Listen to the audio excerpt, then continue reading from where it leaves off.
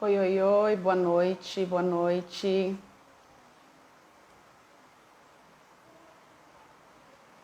Boa noite.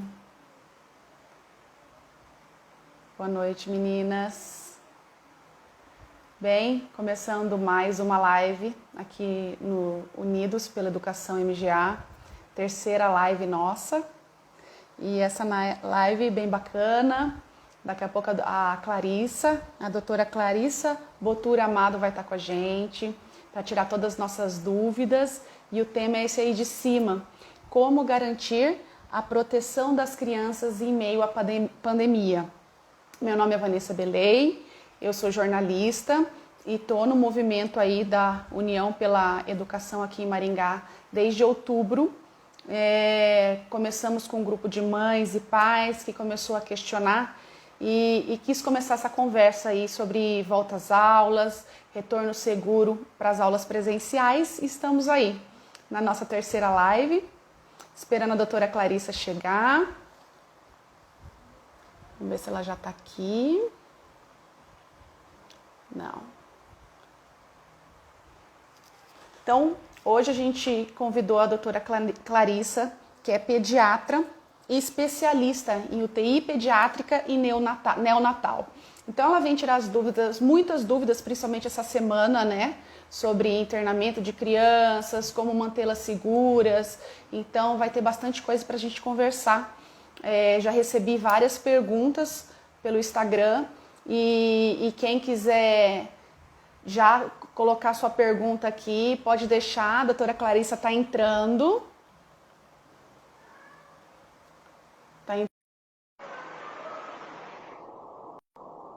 Esperar um pouquinho.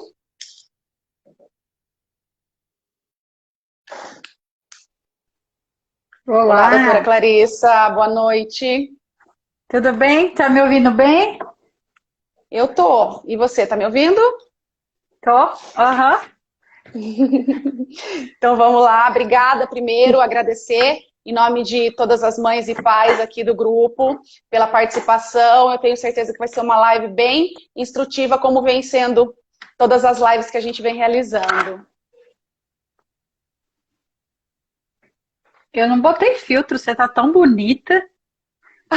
Aí eu coloquei um filtro, se você quiser procurar um Ah, aí, eu não tenho porque filtro, menino.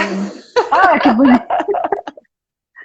Eu não sei fazer essas eu não coisas sou, de filtro, não. eu não sou muito da Ah. maquiagem, mas Nossa, tá muito bonita. Eu fiquei olhando, nossa, mas que moça diferente que me ligou. não estava descabelada, né? Não tá É, descabelada mais. ó, eu vou ficar assim, tá bom pra mim. Tá bom, tá ótimo. Então, Uhum. fazendo uma breve apresentação, a doutora Clarissa Botura, ela é pediatra, especialista em UTI pediátrica e neonatal, aceitou nosso convite para vir conversar com a gente em um momento bem delicado, né, doutora? E Ah, com certeza. começando com esse tema, então, como garantir a proteção das crianças em meio à pandemia. Em uma semana que eu acho que o que mais chamou a atenção foi a notícia, né, do internamento, do aumento de internamento de crianças, de uma superlotação, uma provável superlotação em UTIs neonatais. Eu acho que você, melhor do que ninguém, pode esclarecer para a gente o que aconteceu, o que está acontecendo, acalmar ou não esses pais aí. Está tentando Peraí, achar o desculpa. filtro. Tô. Não É. pode, se você quiser um tempinho para achar o filtro, fica tranquila. Ah, Eu mas esse não, tá sabe por bom. quê? Porque vai. Ah, esse que bonito. Esse tá ótimo. Desculpa te atrapalhar. Imagina, imagina. Então, eu acho que uma informação que todo mundo que está aqui está querendo saber é sobre esse aumento de casos de internamento de crianças, doutora. Então, explica para a gente o que aconteceu essa semana, nas últimas semanas. Uhum. Bom, obrigada primeiro. Eu queria agradecer a Vanessa, agradecer ao grupo do Unidos pela Educação Maringá por ter me convidado. Queria também parabenizar vocês por essa iniciativa de trazer realmente informação, além de trazer acolhimento para quem está angustiado em relação à educação dos seus filhos, enfim, e preocupado realmente com essa questão do retorno às aulas. vocês trazem informação de conteúdo de qualidade, né? Então, isso eu fiquei muito feliz em conhecer o grupo de vocês. Eu não conheci o grupo, eu fui apresentado para o grupo faz uns 15 dias que eu comecei a seguir vocês, através, na verdade, das lives, né? E aí combinou da gente conseguir se encontrar e se conhecer e partilhar das mesmas ideias e objetivos, né? Bom, é o Legal. seguinte, então, a minha função hoje é coordenar, né, unidades de terapia intensiva, né? E a gente, todos os anos, nessa época do ano, nos meses de maio a agosto, a gente passa sempre por uma turbulência de vírus, tanto respiratório quanto gastrointestinal, enfim, vírus no geral, que acometem os pacientes da pediatria. Então, é um ano muito turbulento para nós, são meses muito turbulentos para nós. Atipicamente, o ano passado, esses vírus desapareceram por conta da pandemia, por conta das medidas protetivas, por conta do uso do álcool em gel, por conta do uso de máscaras. Então, a gente não viveu, né? A gente tem conhecimento de que a criança ela é um portador e ela cruza muito vírus. Entre elas cruzam muito vírus. E a gente imaginou, quando a pandemia começou, e você sabe que hoje faz exatamente um ano que foi anunciada a pandemia? Exatamente hoje. Nossa. Faz Uhum. um ano que apareceu no jornal. Assim, Sim. estamos entrando numa pandemia. Foi interessante. Então, no ano passado, nessa época, acreditava-se que a pandemia ia se comportar, que o coronavírus ia se comportar nos pacientes pediátricos exatamente como a gente vê qualquer vírus. Então, por isso que foi falado assim, a criança vai transmitir, porque o influenza, o H1N1 foi assim. A criança que vai passar, as crianças vão cruzar o vírus entre elas e vão infectar os adultos. Então, a partir disso, acreditou-se que, tirando as escolas, a gente tirava a criança de circulação e aí a gente ia reduzir a taxa de transmissão do vírus. O que Certo. aconteceu? Nada. Né? Isso não aconteceu. E aí os trabalhos começaram a mostrar por que que isso não aconteceu. E hoje realmente a gente tem muita evidência e a gente tem já trabalhos bons, publicados em revistas boas, e com várias explicações, inclusive, do porquê que a criança não é a portadora desses vírus, né? Eu posso até entrar nesses detalhes mais para frente, se você quiser. Porque, na Claro. verdade, né, respondendo a sua pergunta, assim, o que está acontecendo? O que aconteceu de 15 dias para cá? Aconteceu o que iria acontecer, independente disso ou não. As crianças apresentam quadros virais, né? E dentro desses quadros, agora, elas podem apresentar também coronavírus. Como o número de pacientes, de adultos infectados aumentou muito, proporcionalmente ao mesmo mês do ano passado, se você comparar o número de Uhum. infectados em março, comparando o número de infectados hoje, eu acho que deu 540, mais ou menos. Não era assim aqui em Maringá. Então, a gente tem isso como dado de que quanto mais pessoas acometidas, consequentemente haverão crianças. É Sim. natural que a criança se contamine. A criança não vai pegar coronavírus? Não, a criança vai pegar coronavírus, sim, em uma proporção menor que a do adulto, mas tendo tantos adultos assim doentes, consequentemente eu terei crianças doentes. Essas doenças também. Se eu tenho crianças doentes, em graus variáveis, né, de acordo com a resposta imunológica de cada um, eu vou ter crianças internadas. E Entendi. também, de acordo com a resposta imunológica de cada um, se eu tenho mais crianças internadas, algumas doentes vão para a UTI. E isso acontece com o coronavírus também. Tá? Hoje, qualquer quadro que a gente caracterize como um quadro de suspeita de infecção viral, é considerado suspeito de coronavírus. Se eu tenho febre, se eu tenho tosse, se eu tenho coriza, se eu tenho obstrução nasal, se eu tenho manchas pelo corpo, se eu tenho diarreia, se eu tenho vômito, se eu tenho dor abdominal. Não tem, o coronavírus ele não ficou bem caracterizado, principalmente para o paciente pediátrico. Então, qualquer quadro de suspeita de infecção viral é considerado suspeito de coronavírus. Os quadros respiratórios, é claro que são os mais suspeitos ainda. Então, essa criança chega no hospital e ela se torna suspeita até que se chegue o resultado. Por isso que os números são tão altos, conforme vai descartando os diagnósticos, a gente vai reduzindo esses números conforme o passar dos dias. Houve uma preocupação excessiva há 15 dias atrás, porque começou a chegar 3, 4 crianças de uma vez, todas com suspeita de coronavírus, e aí começou a acender que, opa, pera lá, o que está acontecendo? Mas hoje, entendendo melhor, se acalmando um pouco diante da situação, a gente viu que está acontecendo porque tem um monte de adulto doente, as crianças vão ficar doentes.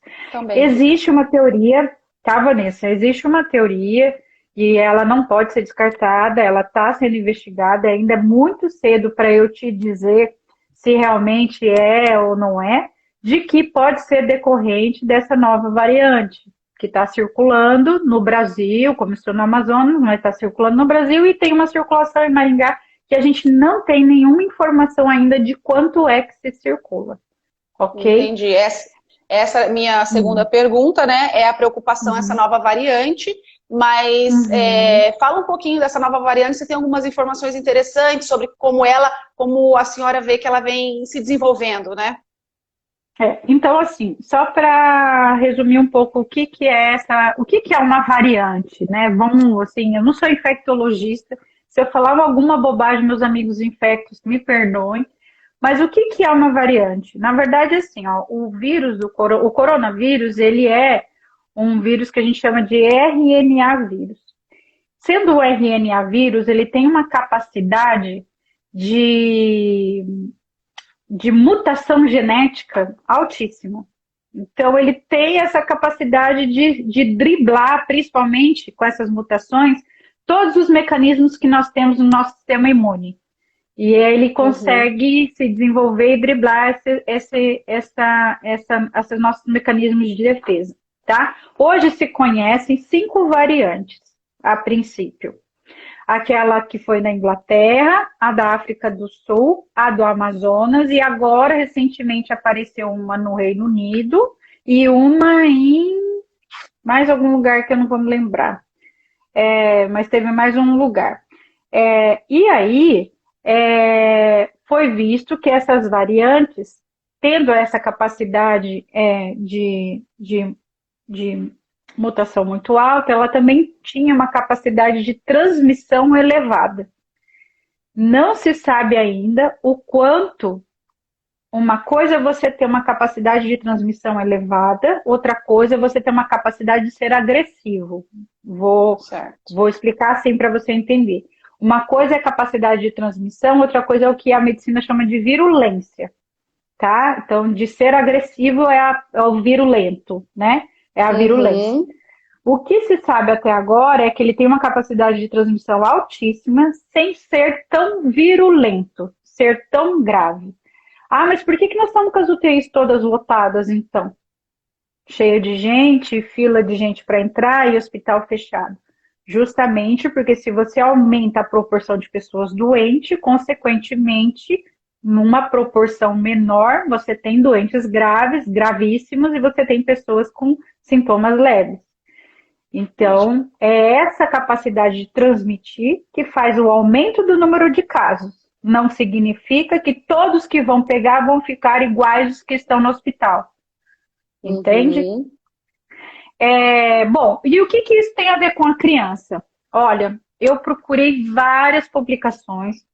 Existem 2 publicações sendo que eles chamam de pré-prints, sendo estudadas para ser publicadas, de que está se levantando a hipótese de que essa variante que circula no Brasil, ela tem uma capacidade maior de acometer a criança mas é uma reflexão no que se sabe que ela tem uma capacidade maior de acometer o adulto jovem, e não necessariamente a criança. Então, o adulto jovem é mais acometido, então eles estão fazendo um reflexo para o paciente pediátrico. Mas até agora, até hoje, exatamente hoje, não saiu nenhum trabalho publicado dizendo assim, a variante nova é a que vai acometer as crianças. A gente Entendi. tem uma suspeição grande, porque já se descobriu que ela transmite mais. E se está afetando as crianças, e se está afetando os adultos jovens, pode ser que seja ela também a das crianças. Mas a gente não tem ainda nenhum dado publicado para afirmar isso com certeza, E tá? em relação à gravidade também não se pode afirmar nada ainda. E não foi Não visto se isso, pode né, no afirmar. dia a dia. Não foi visto isso, tá? No dia a dia não foi visto isso. Bom, o Bacana. que mais? Aí, o que que a gente pode dizer? Bom, se a gente tem uma capacidade de transmissão maior, né, nós vamos ter que segurar um pouco mais, né, o contato entre as pessoas, tá? O que que a Isso. gente também viu nas publicações, nas revistas de imunologia? As crianças, elas têm uma carga viral mais baixa de coronavírus, ela transmite menos por ter uma carga viral mais baixa, e ela tem pouco sintoma, que é o que às vezes vocês escutam falar de oligossintomática, né? Elas têm poucos sintomas ou têm sintomas que você nem imagina que seja de coronavírus. Por quê? Porque, na verdade, o que se sabe é que eles têm um receptor que o adulto tem e que o coronavírus se liga nesse receptor e faz a replicação viral, quer dizer, faz a distribuição e o aumento da produção do vírus. A criança tem pouco desse receptor. Pode ser por isso que é afirmado, inclusive, que as crianças, então, são pouco transmissoras, são pouco disseminadoras desse vírus e são pouco sintomáticas. Consequentemente, você vai ver poucas crianças também graves. Não significa que elas não vão existir. Como a gente está vendo, como foi anunciado, inclusive, né? Elas vão existir sim. Só que se eu fizer uma comparação do que existe no adulto do que existe na criança, por exemplo, com tudo isso que vocês viram na semana passada, né? Taxa de ocupação de UTI pediátrica, né? Cheia, né? Crianças com suspeita de Covid internados e tal, isso dá um número pequeno, pouco expressivo para tanto pânico. Não estou desvalorizando, essa é a minha área. Inclusive, eu apelo para as pessoas que a gente precisa ser responsável, né, em torno do cuidado com a criança, né, em torno da segurança da criança, justamente por isso. Ninguém quer ser essa porcentagemzinha, não. Por mais que ela Sim. seja pequena, ninguém quer ser. Perfeito. Mas a gente precisa entender, né, da onde vem essa infecção. Interessante. Quem que trouxe essa infecção para a criança? Eu acho E que isso precisa ficar bem claro. bacana. Então, assim, para esse pai, para essa mãe que está assistindo, nesse momento delicado, como que a senhora acredita que ele, né, algumas dicas para garantir essa proteção? Primeiro no ambiente domiciliar mesmo, né? E depois a gente Uhum. mais para frente fala da questão escolar, né? Tá. Então, a primeira coisa é assim, ó, alguém tá mandando eu fazer alguma coisa com alguma estrelinha, alguma coisa. Eu não tô Não, entendendo, não mas eu não vou precisa fazer, não. mexer. Ai, bom, aí como que eu vou fazer? Para cuidar melhor do meu filho. Então, a primeira coisa é a seguinte: a gente aceita que a criança é pouco transmissível e que eu tenho que me cuidar para proteger o meu filho, o meu vizinho, o meu sobrinho? Ok. Estamos entendidos nessa parte, né? Acredito que a gente tem que estar consciente disso. Eu tenho que me cuidar para proteger os meus, né? É, E aí eu preciso primeiramente assim evitar aglomeração, né? Seguir as orientações de restrição, usar máscara da maneira correta e passar álcool gel. né? Certo. Evitar principalmente as saídas desnecessárias, né? Eu sei que está muito difícil a gente, do ponto de vista emocional, fazer, a Sim. gente precisa socializar, né? Mas a gente precisa se cuidar agora que a nossa matriz de risco está elevada, está no vermelho, onde há uma circulação de vírus maior, né? Reflete uma circulação de vírus maior. Eu preciso, além disso, garantir, né? Existem alguns pilares que a gente fala, assim, pilares de um estilo de vida saudável. Eu preciso garantir esse estilo de vida saudável, que é você manter uma dieta adequada do ponto de vista nutricional, você cuidar, inclusive com a preocupação em fazer atividades com a criança, né, em que ela se movimente, não precisa fazer necessariamente exercícios físicos extenuantes, mas faça com que ela se movimente, com que ela corra, com que ela brinque, com que ela suba, desça degrau, enfim, se movimente e cuidados com o sono, tá? O que está acontecendo em torno da pandemia e que daí fica um ciclo vicioso é como é que eu garanto tudo isso se eu estou com essa criança Isso. presa dentro de casa, sem ir para É a bem escola, isso. né? Uhum. Então a gente tem que, na verdade, ter bastante calma, né? Saber primeiro que você está fazendo o bem para o seu filho em se cuidar e usar um pouco da imaginação, porque nesse momento a gente precisa reduzir a circulação do vírus para a gente poder abrir a escola. Existe um grau, né? Existem vários tipos de classificação de risco para você liberar ou não liberar as escolas e as atividades essenciais e não essenciais. E hoje essa classificação de risco está muito alta. A Uhum. gente não vai conseguir liberar a escola se essa classificação de risco estiver muito alta, tá? Então aí a gente precisa então contribuir dessa maneira para poder liberar a criança para a escola.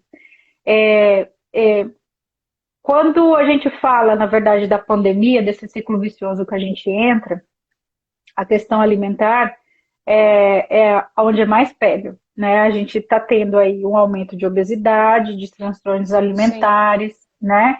Eu estava lendo um trabalho que antes da pandemia um trabalho que mostrou assim, casas com crianças e casas sem crianças, né? Houve uma alteração do hábito alimentar nas casas com crianças em 65% do acréscimo de alimentos industrializados, de alimentos ricos em gordura, em açúcar. Então, para você ver, antes e depois da pandemia, houve um aumento nas casas com crianças, né? A gente fica recorrendo a fast food, a Sim. gente tem aquela sensação de fim do mundo, né? E aí a Uhum. gente vai perdendo o controle, a ansiedade também gera essa procura, né, por esse tipo de Sim. alimento. E aí isso está causando também transtorno alimentar nas crianças, sabe? Com certeza. Principalmente a obesidade. Aí eu tenho o fator de risco para o Covid, tá? Por quê? A obesidade é onde eu deixo mais o paciente inflamado. Quanto mais, né, a obesidade se instala, mais inflamadas as células desse doente está. Tem até Então, uma aí eu pergunta, entro. Hum, desculpa, tem até uma pergunta Pode falar. né, nesse caminho aí sobre a forma grave, se acomete crianças com comorbidade ou não, que é o que você está falando agora. Isso procede, faz Olha, sentido? procede em partes. Espera aí que a minha luz aqui está me atrapalhando. Assim, é, todo o sistema imunológico abalado, né, vai fazer com que você, ao ser exposto a um agente agressor, ficará mais doente ou terá uma resposta mais lenta a isso, tá? E aí, o que acontece? As crianças menores que 2 anos, principalmente os recém-nascidos, eles têm um sistema imunológico ainda mais imaturo, com menos exposição a agentes infecciosos e ainda com as vacinas incompletas. Então, o sistema imunológico um pouco mais suscetível. Os pacientes com diabetes, pressão alta, com doença pulmonar crônica, com histórico de prematuridade extrema, baixo peso, também, tá? Então, eles também são mais propensos a pegar um quadro infeccioso. Então, não é que eles são mais suscetíveis àquela síndrome pós-Covid, eles são mais suscetíveis à gravidade do Covid. Tanto só uma pneumonia, quanto a questão da síndrome de resposta inflamatória sistêmica. Quando eu falo da questão da relação da obesidade com o Covid, é justamente assim, a criança obesa tem mais riscos de ficar pior com relação ao Covid, porque as células são mais inflamadas, né? Assim como a gente também vê o adulto obeso muito mais grave do que o adulto com um perfil nutricional dentro da normalidade, né? Perfeito. E daí eu acho que a gente entra a gente pode dar um passo à frente. Sabemos que é um cenário delicado agora, mas eu lembro quando a gente começou aqui o movimento, mais ou menos em setembro, outubro, aqui em Maringá a gente não ouvia se falar muito em a saúde da criança. Todos os decretos, tudo que era falado, era, não sei, a minha percepção como mãe é que a criança simplesmente estava tudo fechado. Os parquinhos fechados, os parques fechados, né? E daí a gente começou a ouvir falar dessas consequências, né? Com pediatra, psicólogos. Agora, você bem falou, não é o momento, a gente não quer abertura agora, mas é necessário falar de uma reabertura, de um retorno gradual das voltas às aulas. Aqui em Maringá, nós tivemos 2 semanas que foi um teste que a gente teve aí, né, principalmente nas escolas, principalmente não, nas escolas privadas. Você como mãe acompanhou esse retorno, então eu acho importante a gente falar desse retorno seguro, dos protocolos que você vem estudando e de como foi essa abertura aqui em Maringá, como que você avalia? Olha, primeiro assim, eu vou fazer uma crítica construtiva, né? Posso estar sendo um pouco injusta, porque não tinha como fazer muitas decisões, mas eu acho que a gente fechou precocemente as escolas o ano passado. Existe uma palavra que chama índice de infectividade. O índice de infectividade o ano passado, quando ele é menor que 1, a gente sabe que esse índice é um índice que você pode liberar as atividades essenciais e o retorno às aulas é liberado. Eu não tenho dúvida também que é uma atividade essencial, né? A questão da atividade escolar, né? Isso para mim não é nem ponto de discussão, né? É a questão da atividade escolar como essencial. Mas, enfim, eu encaro o seguinte: neste momento, hoje, Maringá pode abrir a escola? Não, a gente não pode abrir a escola hoje. Né? Nós temos o índice de infectividade que está em torno de 1,2, 1,4, mais ou menos, com uma taxa de ocupação de leitos, né, perto dos 100%. Um cálculo baseado no que o CDC, que é como se fosse a nossa, né, a Anvisa, né, o que o CDC europeu distribuiu e que a Unesco diz e que a Unicef também publicou, é que você tem que ter pelo menos uma taxa de ocupação entre 70% e 80% e o índice de infectividade seria menor que 1. Então, seria um momento de se abrir as atividades essenciais. Qual que é a minha crítica nisso? É que na hora de abrir, não é a escola que é aberta. E aí o argumento é de que a criança vai disseminar e a criança, né, ou até assim, o professor vai ficar doente, né? Então, né, isso também é uma coisa que eu gostaria de a gente discutir também aqui. E então eu acho que a questão aí de como se regulariza o retorno às aulas é dando prioridade para retorno às aulas. Então, quem tem que voltar primeiro, quando abaixar, quando melhorar, quem tem que voltar é a escola. Ah, Você me piorou de falou uma novo. frase, Ah, fecha. piorou. E aí, não fecha a escola. É a última a fechar. Você falou Fecham-se uma todas frase que as eu acho que atividades. uhum. Pode falar. Uhum. Escola, você me falou, escola é um dos lugares mais seguros para a criança estar. Eu gostaria que você explanasse sobre isso, né? Por que que Uhum. a escola às Tá. vezes é muito mais seguro do Uhum. que, enfim, qualquer tipo de outro evento, seja em casa, seja no shopping, seja na área externa Sim. de algum ambiente. Ó, você acompanhou o retorno às aulas dos seus filhos, né? Você levou Sim, quando voltou à escola? Eu também. sim. Eu levei. Eu nunca vi nada parecido com cuidados, né, de escola, como eu Organização. vi de organização, de seguir as normas estabelecidas, do cuidado que os professores, a direção das escolas tiveram, não foi só da minha escola, enfim, mas as escolas que eu acompanhei, que eu dividi as opiniões, né, com as outras mães. Então, assim, não existiu organização tão adequada dentro dos padrões estabelecidos pelo que o Ministério da Saúde e o Ministério da Educação colocou para retorno às aulas. Então, para mim, né, o retorno às aulas colocou a criança num estado de segurança muito maior do que ela tem em casa. Quem em casa, é uma coisa que eu até coloquei, a gente conversando mais cedo. Quem em casa usa face shield, máscara e se banha de álcool gel e passa álcool gel na sola do sapato, é, e o tempo todo, período integral, está de face shield, máscara, entendeu? E coloca exatamente aonde a criança senta, numa distância de 1,5 metros, e o lanche é feito na sua carteira, e não é permitida a circulação dos pais na hora de deixar a criança na escola, porque quem vai levar o vírus vai ser esse adulto.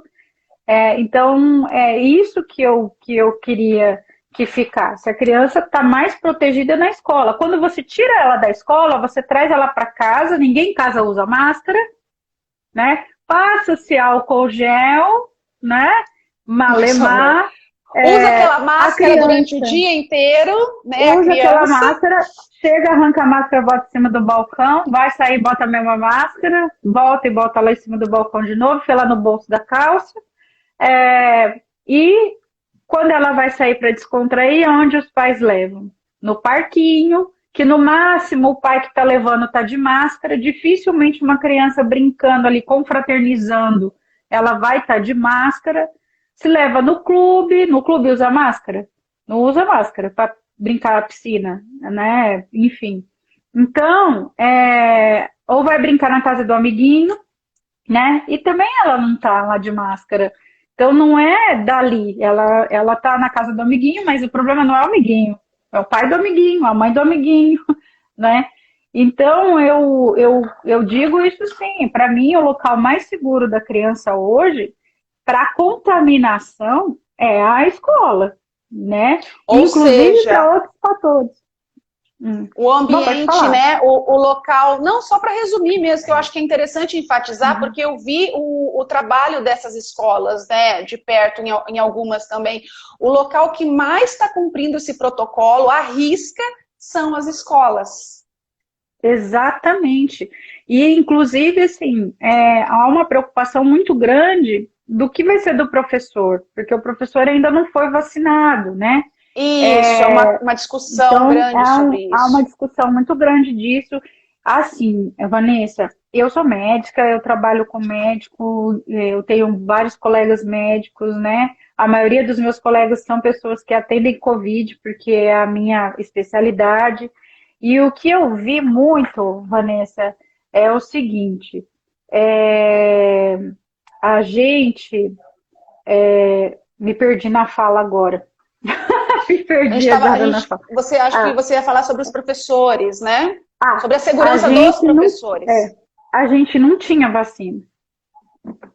E aí o que eu ia fazer? Eu ia falar que eu não ia trabalhar, porque eu não fui vacinada.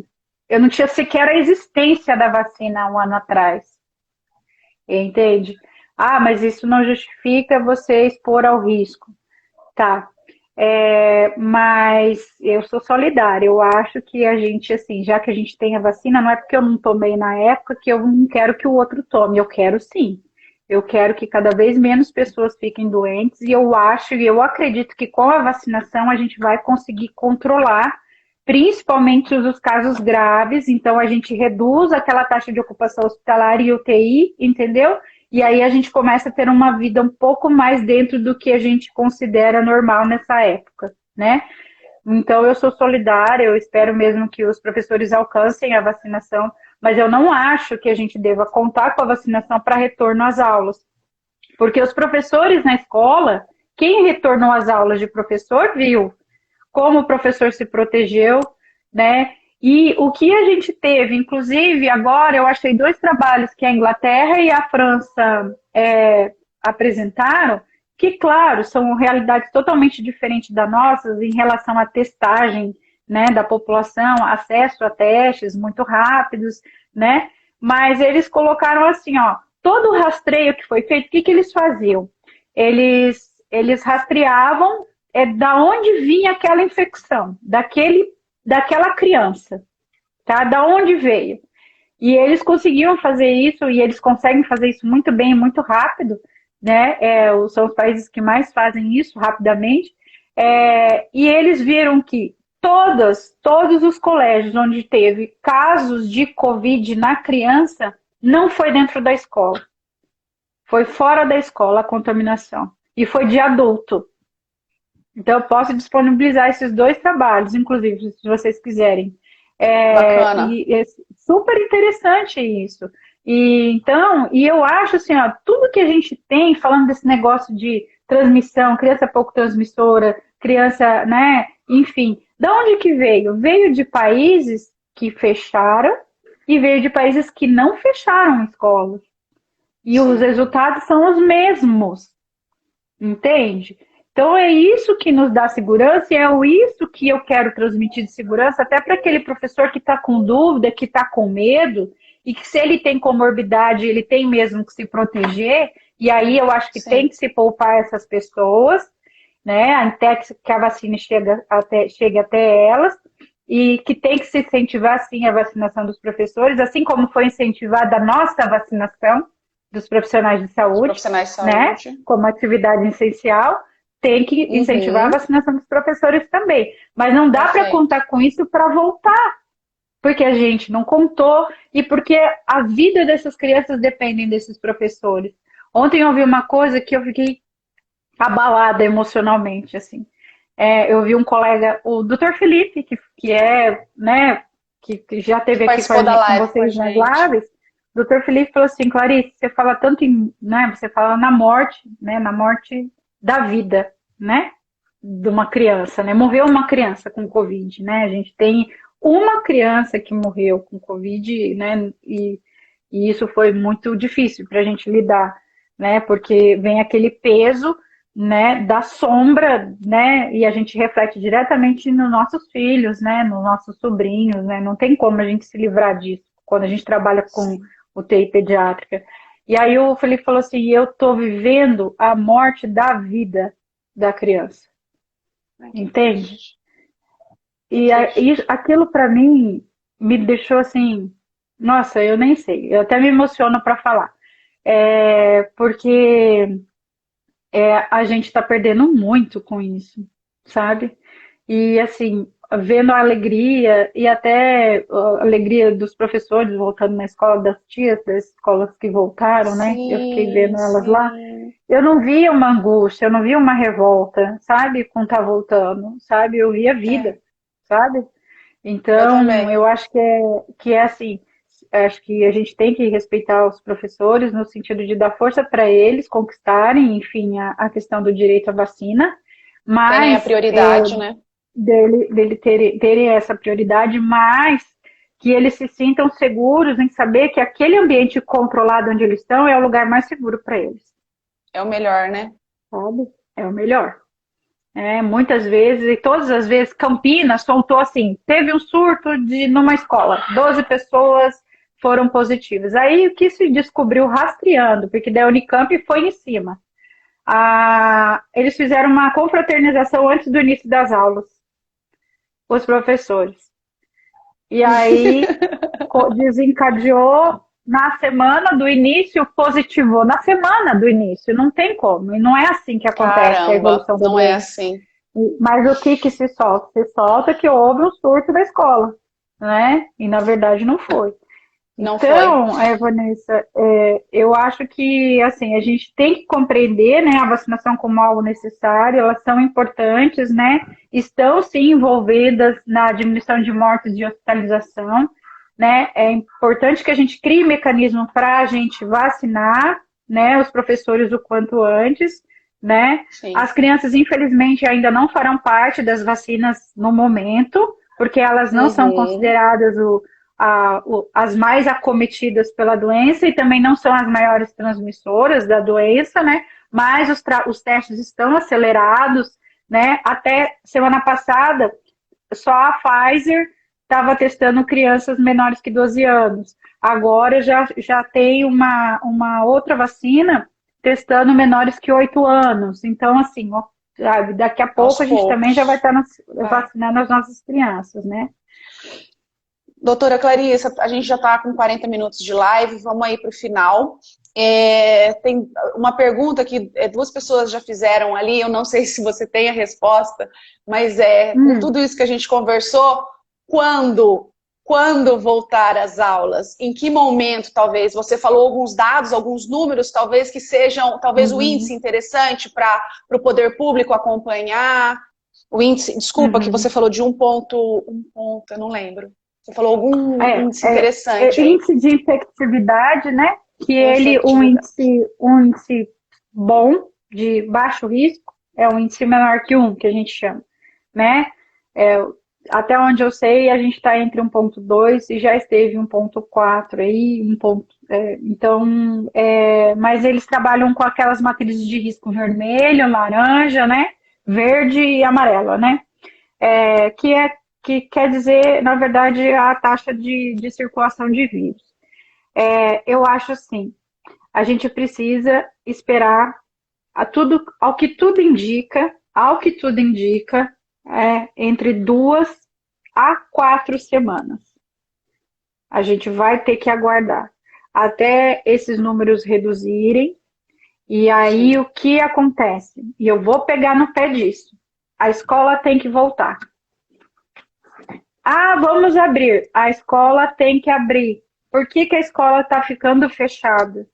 Alguém precisa me convencer, e eu não estou convencida até o momento de que por que a escola continua fechada e por que a escola é a primeira a ser fechada. Então vamos entrar num consenso, né? O Estado de São Paulo abriu escolas, Londrina abriu escolas. Então, vamos entrar num consenso, né? E ao mesmo tempo que, assim, a gente pode vir aqui em outra live e dizer assim, ó, pessoal, nós vamos ter que fechar a escola, né?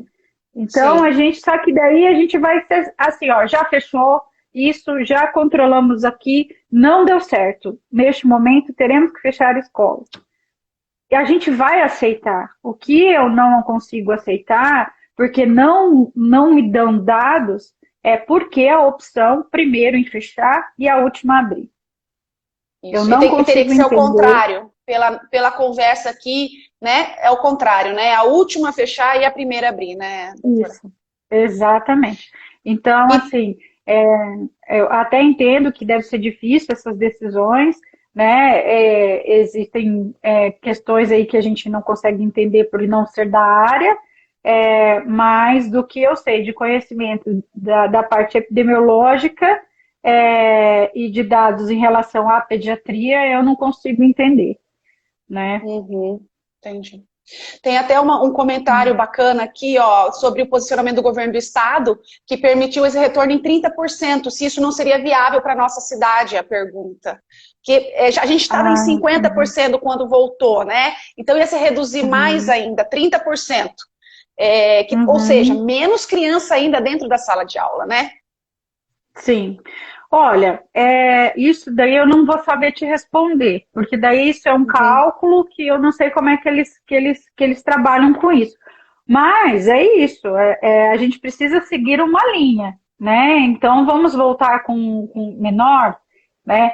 O que eu digo assim para você, hoje, atualmente, com a maneira que está, eu não sei como que estão os números, na verdade, em Curitiba.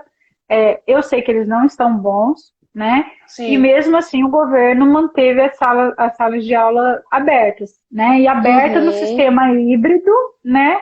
Enfim, com redução e todos os critérios de segurança estabelecidos. Mas eu vou ficar te devendo, assim. Eu não Não, sei dizer para tranquilo. você. Não, eu não sei realmente dizer assim, se com 30% faria diferença, 50%, ou se abrir tudo, sabe? Faria Uhum. diferença, sabe? De Entendi. repente faria diferença porque o reflexo da contaminação de crianças é um reflexo da contaminação do adulto. Então, será que com um monte de adulto contaminado, eu não vou desencadear um quadro na criança também? Porque também foi mostrado isso, tá? É, por que apareceu um monte de criança infectada semana passada? Né? E essas crianças continuam, algumas internadas, outras foram de altos, mas, por exemplo, essa semana não internou nenhuma. As que eu tenho, e as que tem mostra a taxa de ocupação alta lá no boletim da prefeitura, são as que estão internadas faz 15 dias. Não tem nenhum internamento novo, entendeu? Entendi. Então, assim, isso reflete o quê? Eu tenho um monte de adulto a semana passada, entendeu? Que estão lotando os hospitais. Toda vez que eu tenho um monte de adulto, consequentemente vai aparecer alguma criança. Então, agora, tendo um monte de adulto, será que é seguro eu liberar alguma criança, mesmo que seja 30%? Agora, se Entendi. for flexibilizado, é isso que eu falo, se for flexibilizado Isso. serviços não essenciais aqui na cidade, nem que for 30% tem que abrir. É preciso abrir. Por Porque isso que é se preciso eles. já ter essa É, conversa, para não ficar mais um ano, né, isso, doutora Clarissa? para Mais não um ficar mais ano um ano. Então, letivo assim, inteiro. se decidir que é tranquilo liberar a circulação, sei lá, eu vou citar aqui, tá? Liberar a abertura de restaurante, liberar o shopping e o comércio, por que que eu não vou abrir escola? Nem que for Uhum. 30% da escola. A escola vai se adequar. Sim, Os pais vão entender que há pelo menos uma compreensão de que é importante a criança ir para a escola. A perfeito. gente Foi, ci- precisa, né? Pode Foi falar. citado Eu aqui falo em muito. um dos comentários, não, desculpa, foi citado em um dos comentários aqui, para a gente finalizando já, sobre as escolas municipais, se terão a mesma estrutura. Aqui a gente está falando de escolas privadas, porque foi o que a gente conseguiu ver na prática, a melhora e a estruturação que elas tiveram. Eu acho que essa questão, se o município vai se estruturar, e aí eu também vou até responder, tá, doutor? A gente tem que cobrar o poder público, que é o que a gente está fazendo desde setembro.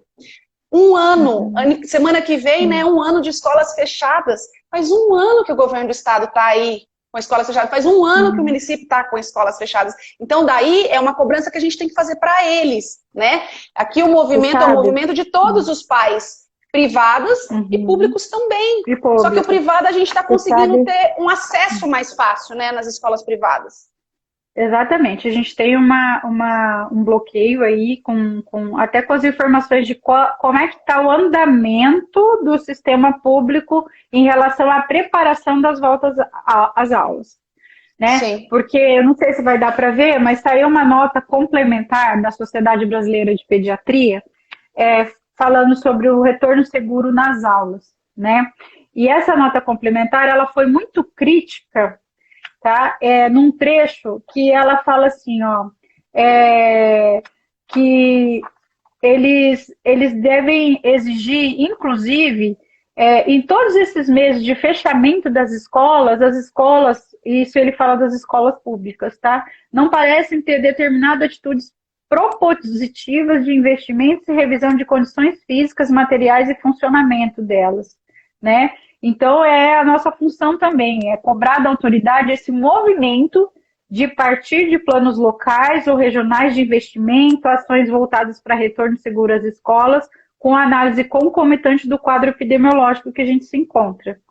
Então, assim, ó, fez um ano, e aí, o que foi preparado, né, para voltar para a escola? Porque a gente É esse acompanha mais a questionamento. questão do retorno das escolas privadas, mas o que a gente sabe, numa reunião que a gente fez, inclusive com o Comitê de Vigilância Epidemiológica ontem, com uma representante deles, é que começou uma movimentação, sim, né, das escolas para o retorno às aulas, né? Mas o que eu percebo é que ainda essa movimentação me parece ainda pouco ativa. Eu posso estar sendo injusta na crítica. Me perdoe quem se ofender com isso. Mas a impressão que eu tenho é isso. Algumas escolas municipais é bem bonitinho de ver, assim, sabe? Eu tenho alguns conhecidos até, né, bem próximos a mim, que há uma boa vontade muito grande das professoras, dos alunos, mas a gente sabe que o ensino remoto, a gente não tem uma equidade para a gente colocar o ensino remoto tão facilmente no Brasil hoje, né?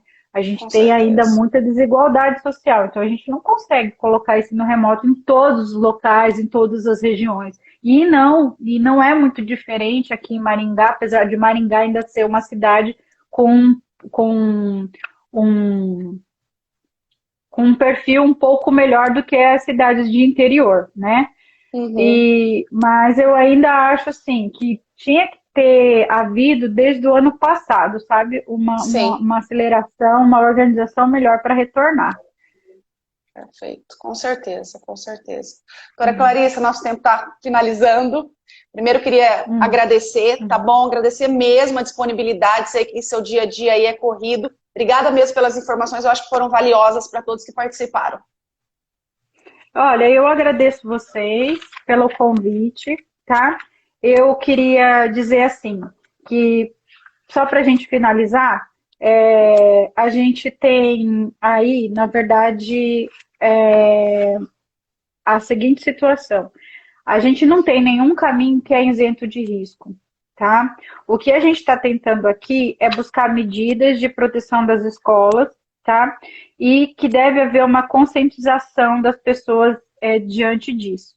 A gente não vai conseguir sucesso se as pessoas continuarem a teimar e a insistir em brigar com as medidas de orientação que a saúde está pedindo para as pessoas tomarem, né? Eu acho que a gente tem que sempre ter, né, respeitar bastante a fragilidade das pessoas. Ninguém aqui de nós, né, e eu falo por mim, eu não sou dona da verdade. A gente está construindo, na verdade, conhecimento com humildade para tentar continuar buscando os melhores resultados para os cuidados e proteção dos nossos filhos, das nossas crianças. Então, eu acho que se cada um fizer a sua parte, a gente consegue alcançar o sucesso. Eu agradeço Amém. vocês, boa noite. Obrigada, obrigada para todo mundo. Boa noite. Boa noite, doutora. Boa noite, tchau, tchau. Tchau.